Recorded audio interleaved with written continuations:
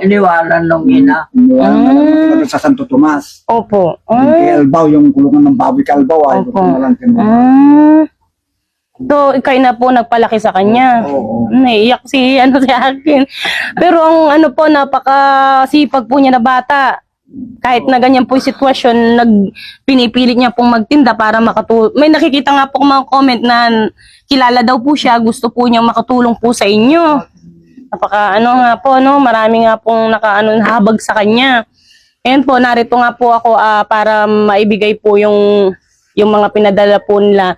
Yung mga nagbigay po meron pong galing po ng mga FW po.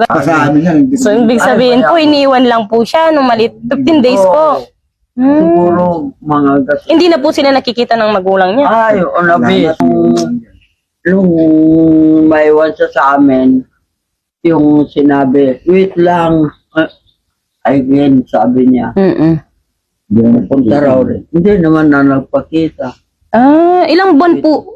15 days pa lang po siya noon. Kalit nung kinuha natin. Pero ganyan na po siya. Parang Yung niya, ganyan na po yung sa kamay niya or sa Nangingisay pa yan noon na yung kanay.